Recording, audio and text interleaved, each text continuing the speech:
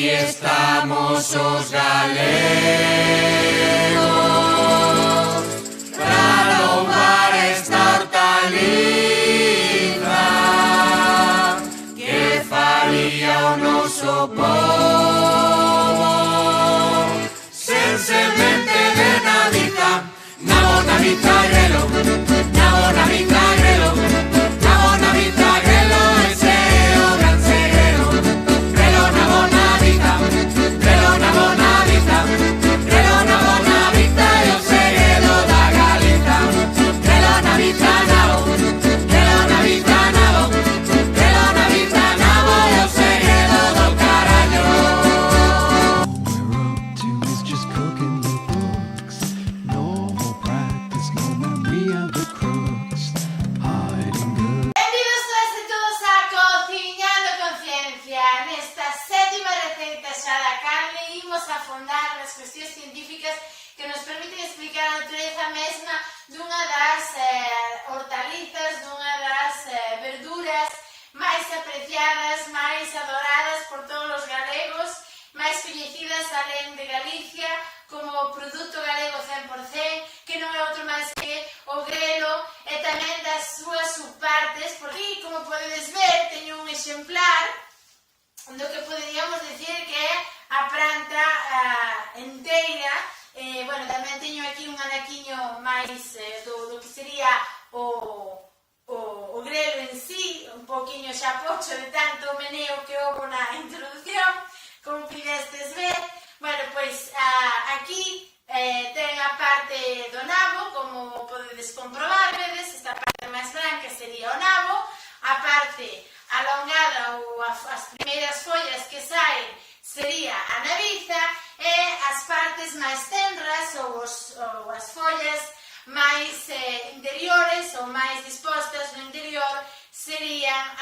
o grelo. Ben, agora xa sabedes a diferencia principal entre unha naviza e un grelo, sodes quen de plantarvos nun campo, nunha leira de plantación de nabos, e diferenciar entre unha naviza e un grelo e recollelos sen problema. Xa tedes carne de galego de pro e xa sabedes o que, vamos, xa tedes todos os puntos como galegos de pro, porque sabedes recoñecer unha naviza e un grelo, que non todos os galegos somos quen a facelo. Pois ben, quería afondar neste vídeo dedicado a esta verdura tan enxebre da nosa cultura popular, nas súas características científicas e nas características físicas e químicas que ocorren nun dos procesos de elaboración no que o grelo e a naviza incluso, que é que primeiro aparece na planta, soemos elaborar nas cociñas, nas ladeiras antigamente, nestas épocas de inverno, cando comeza a aparecer o frío, non? O winter is coming, está cada vez máis preto de nós, cada vez temos máis frío, cando saímos á rúa, queremos chegar á casa e tomar unha boa cunca, un bo prato de caldo de grelos, de caldo de navizas ben quente para que nos quite ese frío. Pois vamos a afondar nas cuestións científicas de todo isto neste vídeo. O grelo pertence á especie de Brassica rapa ou Brassica ruba, dentro da familia das brásicas, igual que os repolos, igual que as berzas, igual que as coles, igual que as navicoles, en fin, todas as verduras de folla verde que atopamos nos mercados nestes meses de novembro, decembro, xaneiro, febreiro,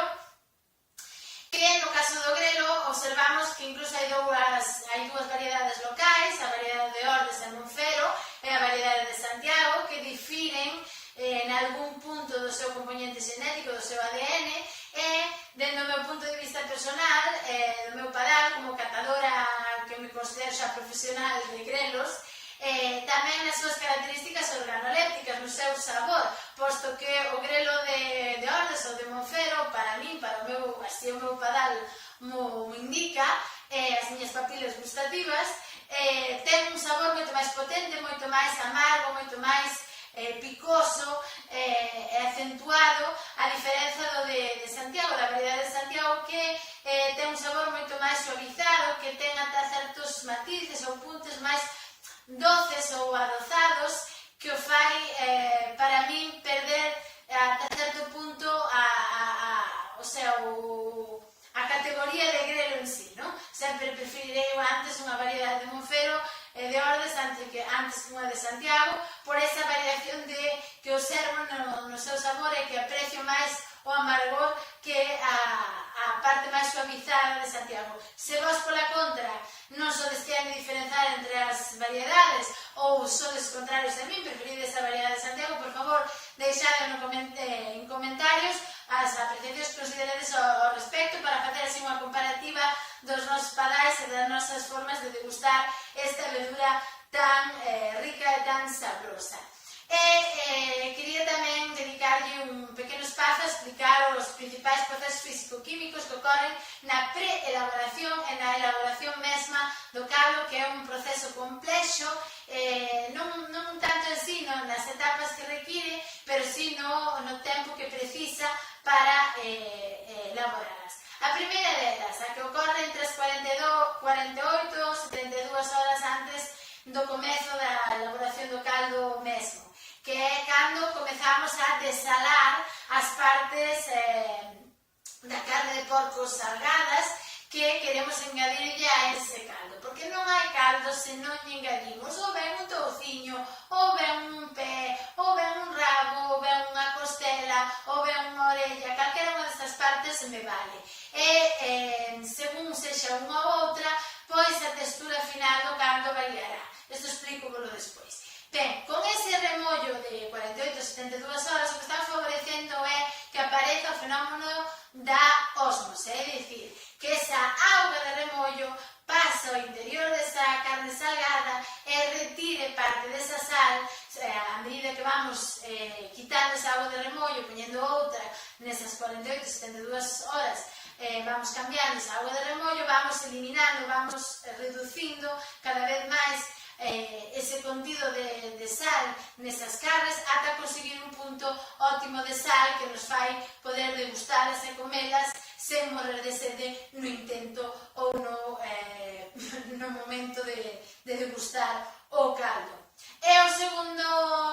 proceso da pre-elaboración do caldo no que tamén intervén a ósmose e a hidratación das fabas, porque igual que non hai caldo se non hai unha peza de carne salgada de porco, tamén non hai caldo se non hai unha boa fava branca, sexa de Lourenzá, sexa unha fava de Castela, sexa debullada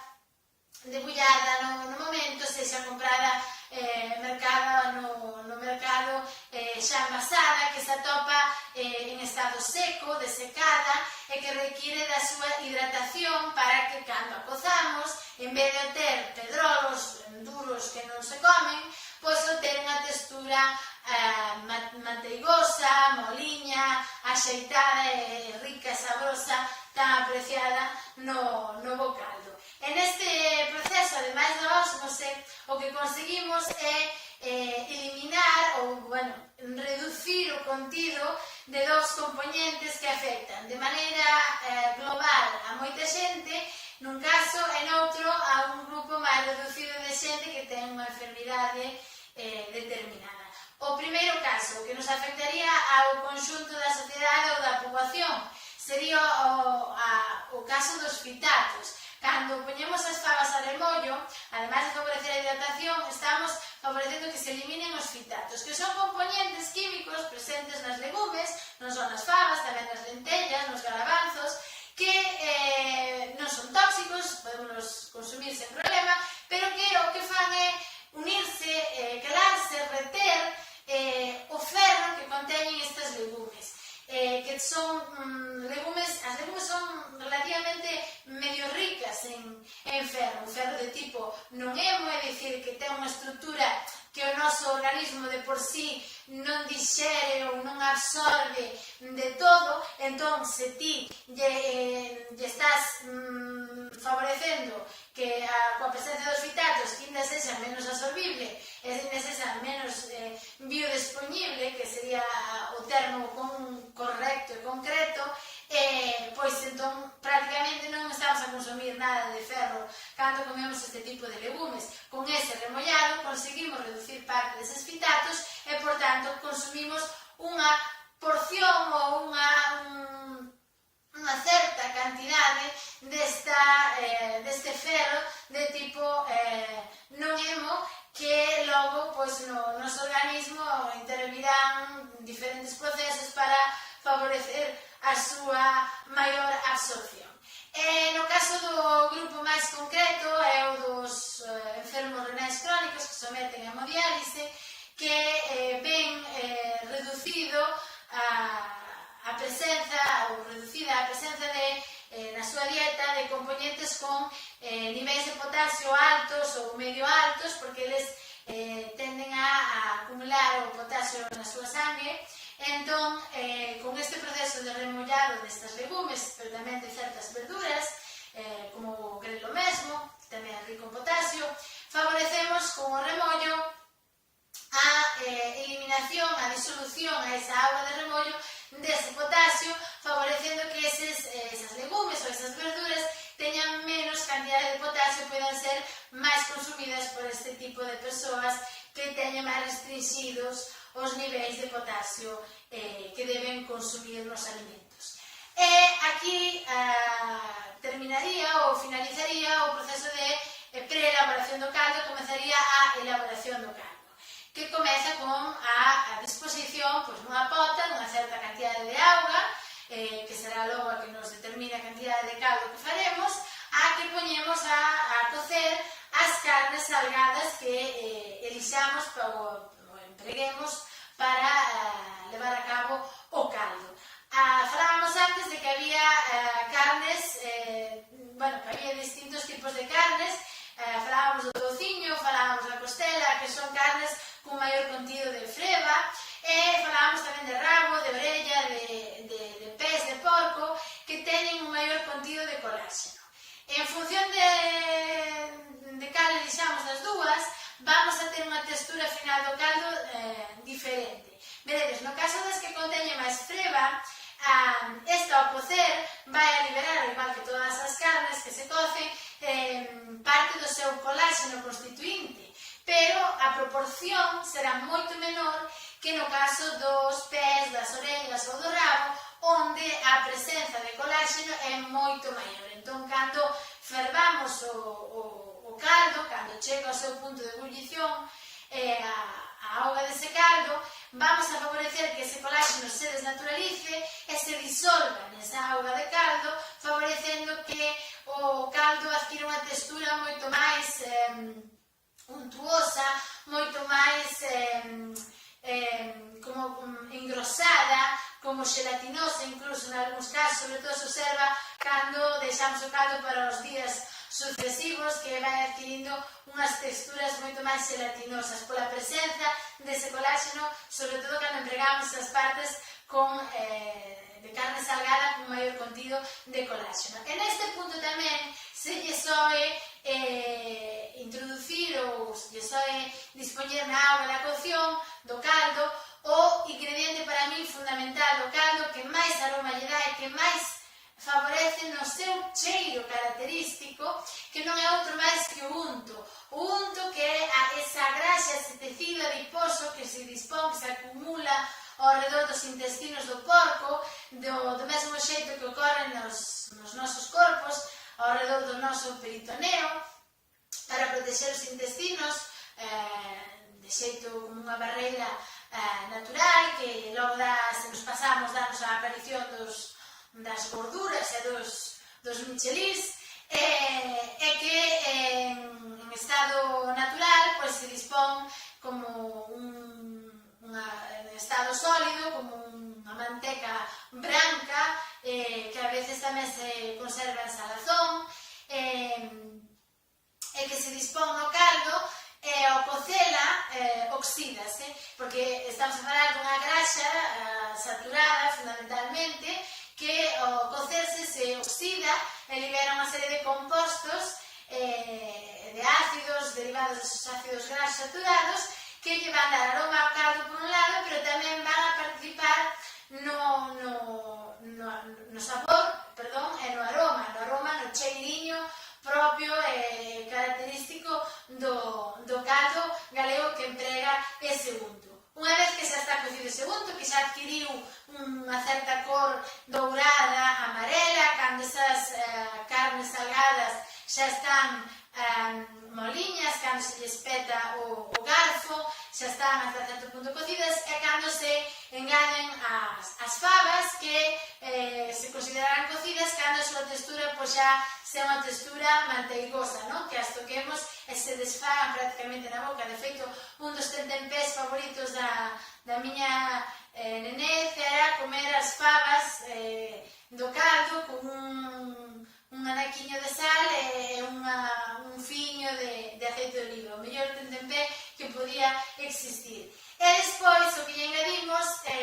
unha vez que isto xa está todo cocido, son as patacas. E aquí quero facer un inciso porque nun programa de Masterchef dixeron que esta forma de cortar as patacas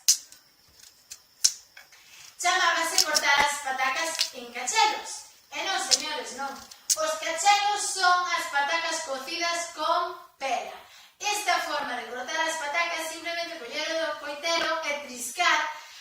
non chegar a cortar de todo para favorecer a liberación dos graos de almidón e con eso, xunto co almidón tamén das fabas e co coláxeno das partes ou das carnes salgadas que empreguemos, favorecer esa textura máis engrosada, máis suntuosa, máis grosa do caldo propio do caldo galego. E a última etapa xa sería engadirlle a verdura, sexa a navizo ou sexa o grelo, que previamente limpamos, que lle eliminamos as partes máis duras, ou sea, os cañotos, que lle deixamos a parte da folla máis verde, máis moliña, máis fácil de gustar, en fin, que preparamos e dispoñemos sobre esa auga e esperamos a que termine de cociñarse. E con isto terminaríamos a elaboración do caldo, que como vedes ten moito fondo científico que contar. E ata aquí tamén remataría o vídeo, así que nada, simplemente agradecervos que cheguedes hasta aquí, que o visualicedes, que o compartades, que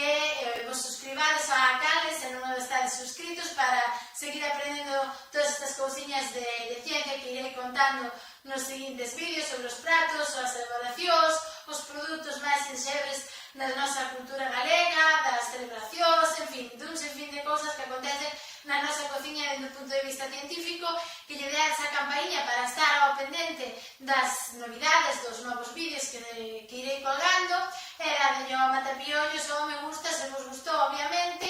e nada máis. Así que, grazas por visualizalo, por chegar ata aquí, por verme, por apoiarme e por mandarme sempre o vosso cariño. Un bico moi grande para todos. Vémonos no seguinte.